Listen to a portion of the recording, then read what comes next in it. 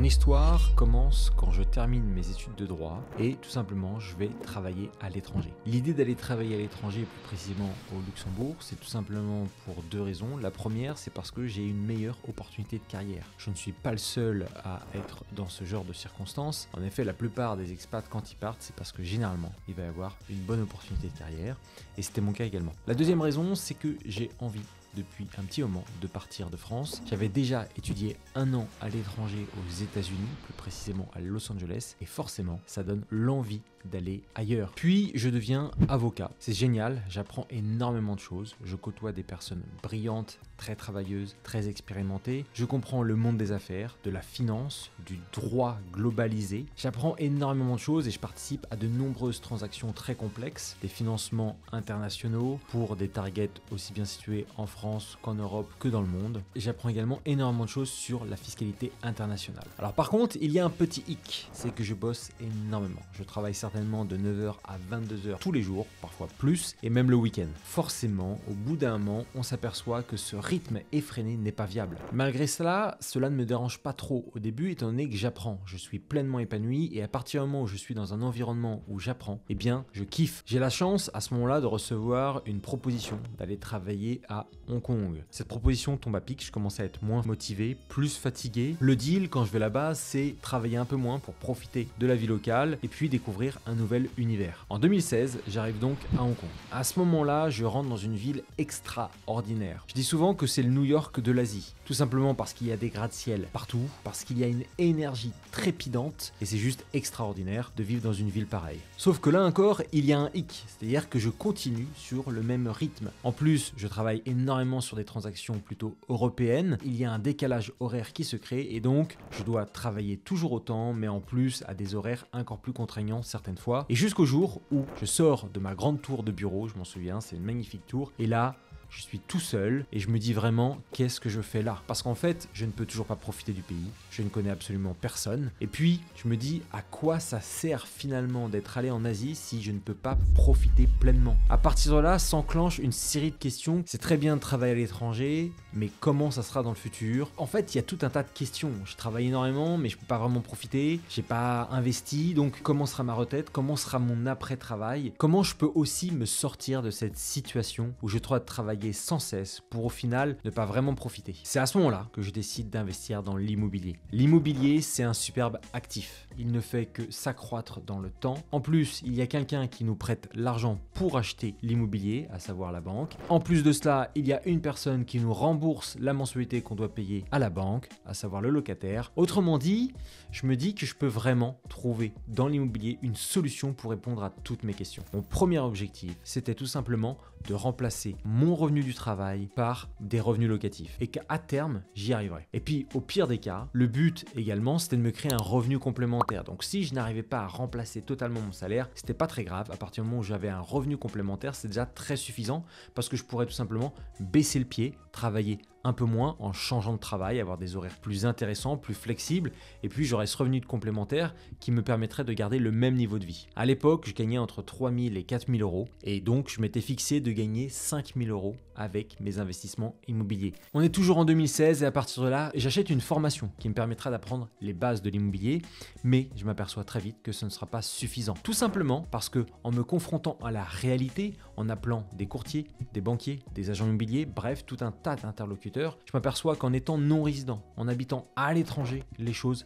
changent radicalement. En fait, le problème, c'est que tout ce qui est conçu dans ces formations-là ne répond qu'à un besoin, celui des personnes qui habitent en France. Or, dans notre cas, on a une distance, donc comment trouver un bien à distance, faire de la prospection, comment gérer le fait d'avoir des fuseaux horaires différents, d'avoir un numéro de téléphone étranger, comment gérer le fait d'avoir ce fameux statut de non-résident par rapport au financement, par rapport à la fiscalité.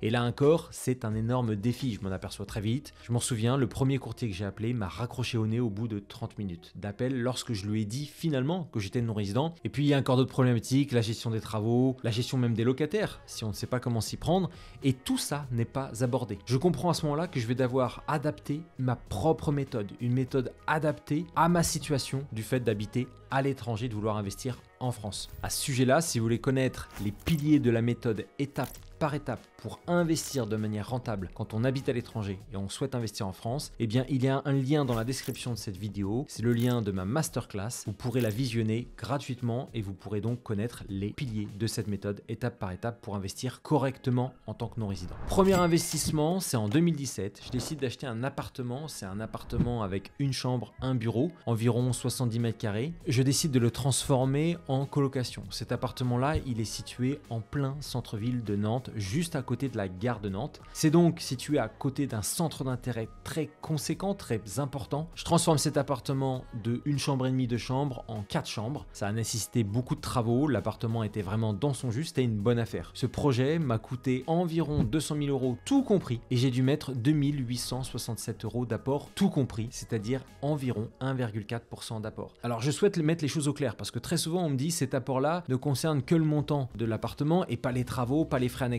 Non, cela représente absolument tout. J'ai seulement dû mettre donc 2867 euros pour acheter cet appartement-là. J'ai fait des travaux d'environ 50 000 euros sur ce montant global de 200 000 euros. Et puis, ça s'est très bien passé. Alors évidemment, j'ai eu des grosses sueurs froides. Je n'avais pas d'expérience, je n'avais pas de réseau, je n'avais pas de communauté à qui parler. Pendant les premières nuits, je n'ai quasiment pas dormi. Je me réveillais à chaque instant pour faire tous les calculs possibles et inimaginables. Il s'avère que c'est un très bon investissement qui aujourd'hui me rapporte entre 500 et 600 euros par mois. Chose importante que j'avais totalement omis lors de l'acquisition, c'est que je possédais un parking. Et ce parking, c'est pour dire à quel point j'étais débutant, je ne l'avais même pas calculé dans la valeur du bien ou dans la valeur locative. Or aujourd'hui, ce parking me rapporte 90 euros par mois, ce qui me permet de payer par exemple la taxe foncière annuelle et donc c'est quand même valorisant. À ce moment-là, je suis très content, mais étant donné que j'ai trouvé la technique pour investir dans l'immobilier, j'ai trouvé la méthodologie, il suffit pas d'une technique, c'est un global, et bien je décide de continuer. J'achète donc un deuxième appartement. Cet appartement-là, il fait 45 mètres carrés habitable. Or, lorsque je le repère, je note qu'il y a une mezzanine et qu'il y a des toits mansardés. C'est une espèce d'une chambre, mais en fait, 2 chambres très bizarres. Autrement dit, il faut passer par une chambre pour aller dans la seconde, donc c'est pas vraiment un 2 chambres. Le coût de l'appartement est de 285 000 euros. J'ai agrandi l'espace en créant une lucarne, c'est-à-dire un chien assis. J'ai gagné énormément de mètres carrés habitables. J'ai pu exploiter la mezzanine. Et en plus de cela, j'ai créé une chambre supplémentaire, une vraie chambre. Et donc, c'est un appartement 2 chambres avec une grande pièce de vie et une mezzanine. Il faut savoir que cet appartement, quand je l'ai acheté, il était déjà loué. Et donc, la difficulté de cette opération-là, c'est que j'ai dû tout simplement trouver un accord avec les locataires pour qu'ils puissent partir. Très honnêtement, l'appartement était dans un très mauvais état. Il était assez dégueulasse. Et donc, j'ai tout simplement indiqué aux locataires qu'il ferait mieux de partir parce que moi, je comptais rénover l'appartement, que dans tous les cas, l'appartement était dans un mauvais état et qu'ils trouveraient certainement mieux ailleurs. On a trouvé un accord, ils sont partis, j'ai donc pu procéder aux travaux. Les travaux m'ont coûté environ 150 000 euros. Vous voyez, ça coûte cher parce que tout simplement, j'ai dû toucher à la toiture, j'ai dû créer un escalier, avant il n'y avait pas d'escalier. Donc j'ai dû faire pas mal de choses qui ont entraîné un certain coût. Et puis ce bien, quelques temps après, c'est-à-dire 2 ans environ après, 2 ans et demi, je ne sais plus, je l'ai revendu et j'ai généré une plus-value de plus de 200 000 euros. Et donc forcément, c'était extrêmement lucratif. Mon troisième investissement, c'est quelques mois après avoir acheté ce deuxième appartement, eh bien, je décide d'en acheter un troisième. Il s'agit d'un petit studio et très rapidement, je m'aperçois qu'il y a 2 fenêtres. Une fenêtre dans une pièce principale et une fenêtre avec une cuisine séparée. C'est une opération que j'ai répétée à plusieurs reprises par la suite. Et en fait, c'est tout simplement d'enlever la cuisine, de la mettre dans la pièce principale, d'exploiter cette deuxième pièce comme une chambre. C'est-à-dire que forcément, en créant une chambre à part, même si ce n'est pas une chambre aux yeux de la loi, c'est-à-dire qu'elle ne fait pas 9 mètres carrés, ça crée quand même une valeur locative plus importante. Ça crée aussi une valeur du bien immobilier, une valeur vénale beaucoup plus conséquente parce qu'en fait, on passe d'un studio à un espèce de T1 bis, voire T2. Le coût total de cette opération-là, c'était environ 211 500 euros. J'ai dû mettre un apport de 10 000 euros uniquement, c'est-à-dire environ 4% d'apport. J'ai décidé de louer cet appartement en location courte durée, c'est extrêmement lucratif et je pouvais me générer environ un revenu net de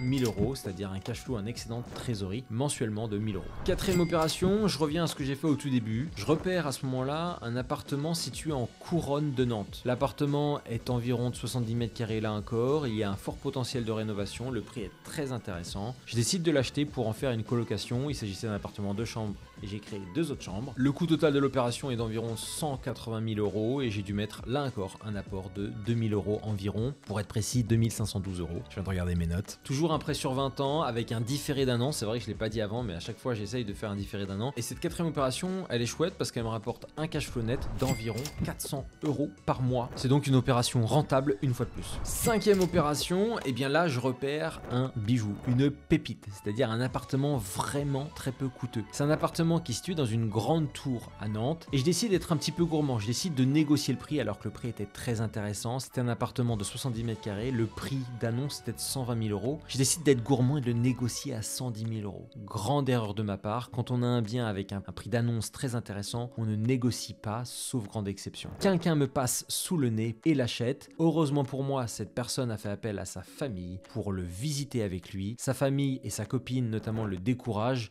Ne connaissant pas bien Nantes, ils voient une grande tour et ils se disent que c'est forcément craignos, chose qui était totalement fausse. Ils décident donc de se désengager. L'agent immobilier me recontacte, il me repropose le bien, je l'acquiers au prix que lui avait négocié, c'est-à-dire 115 000 €. Excellente opération parce que le prix d'acquisition est très bas. J'en suis à ma 5e opération et j'ai fait l'équivalent de quasiment 300 000 € de travaux. Forcément, j'ai appris énormément de choses et même avant ça, j'avais déjà appris des choses. Étant donné que j'avais plus d'expérience, plus de connaissances, et bien à environ 35-40 000 € grand maximum. Et là encore, j'ai dû mettre 1,6% d'apport sur un prêt sur 20 ans avec 1 an de différé. Ce qui est incroyable, c'est que ce que j'ai pas mentionné, c'est que sur chacune de ces opérations, à chaque fois j'avais un différé. Étant donné que je ne mettais quasiment aucun apport ou très peu d'apport, ce différé me servait à faire les travaux en 2 mois ou 3 mois, sauf pour mon 2e investissement qui a subi des travaux plus conséquents. Et les mois restants, c'est-à-dire les 9-10 mois restants, eh bien j'avais déjà le bien loué. Et donc c'était des revenus totalement dans ma poche et en fait je me remboursais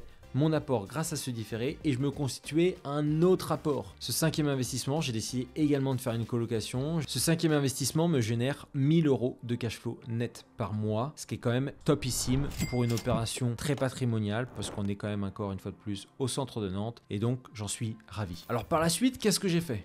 Forcément, j'ai enchaîné, j'ai continué à investir. Quand on a la méthode, étape par étape, on sait comment faire. En plus, on sait constituer le fameux facteur X. Ce que j'appelle le facteur X, c'est une combinaison de connaissances, expérience et réseau. Sauf que j'ai continué, j'ai fait des opérations très différentes, je me suis diversifié, j'ai complexifié, on pourrait dire, mes opérations, non pas parce que c'est complexe, mais parce que je suis passé à un stade supérieur. J'ai fait des choses aussi similaires à celles que j'ai fait avant, c'est-à-dire j'ai acheté pas mal de studios qu'à chaque fois je transformais en T2 avec une chambre à part. Ça apporte énormément de confort, énormément de valeur et c'est génial, c'est d'opérations très liquides. Puis par la suite, je suis passé à autre chose et j'ai fait des opérations plus complexes en faisant des créations de lots, des divisions, en allant créer de la surface habitable grâce à des agrandissements, des chiens assis comme je l'ai dit auparavant. Au bout du compte, on est vers la fin de 2019 et j'ai terminé mes 5 premières opérations. Ça a été extrêmement rapide, j'ai mis environ 1 an et demi pour faire tout ça. Grâce à ces 5 opérations là, je me suis créé un cash flow net de 3 000 € avec seulement 5 opérations. Je me suis créé également une plus-value d'environ 200 000 €, ce qui est extrêmement puissant également. J'ai réalisé plus de 300 000 € de travaux sur ces 5 premières opérations. J'ai donc acquis une énorme expérience, un patrimoine immobilier solide parce que situé dans une zone très patrimoniale, très sécure, avec toujours une croissance grandissante, ce qui me donne le choix parmi les locataires et donc c'est un succès plein. Alors je ne suis toujours pas arrivé à mon objectif d'atteindre les 5 000 € de cash flow, mais ça ne saurait tarder parce que finalement c'est seulement l'année d'après que j'aurai atteint facilement ces 5 000 € de cash flow. Alors pour cette vidéo, j'ai fait un petit calcul, donc je me suis amusé à calculer tous les loyers que j'avais perçus depuis le début que j'ai investi, également toutes les plus-values que j'ai pu gagner dans l'immobilier. Alors voici le bilan.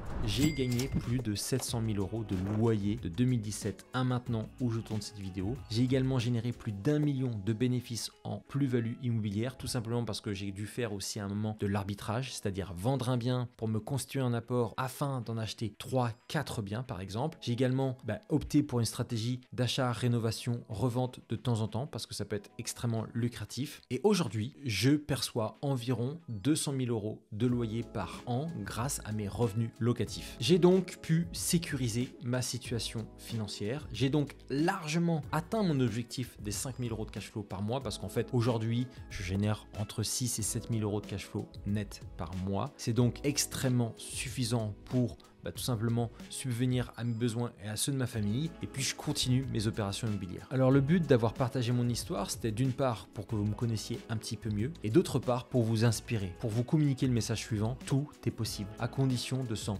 donner les moyens, d'investir sur soi et sur ses biens immobiliers, de tout simplement travailler et mettre en pratique tout ce qu'on apprend. C'est une vidéo un petit peu spéciale et je pense que c'était nécessaire que je vous partage tout cela. J'espère que ça vous aura beaucoup inspiré. Et c'est très rare parmi nous d'avoir ces résultats-là, tout simplement parce qu'en habitant à l'étranger, on peut se sentir très isolé et on peut subir certaines contraintes. Sauf que il y a des solutions et c'est ce que je partage dans cette masterclass notamment. Donc allez cliquer sur le lien. Dites-moi si vous avez aimé cette vidéo et si vous avez des questions sur mon histoire ou même des questions très générales sur l'immobilier quand on habite à l'étranger. N'hésitez pas, je répondrai à tous les commentaires. Je vous dis à très bientôt pour une prochaine vidéo et n'oubliez pas de vous abonner. À très bientôt.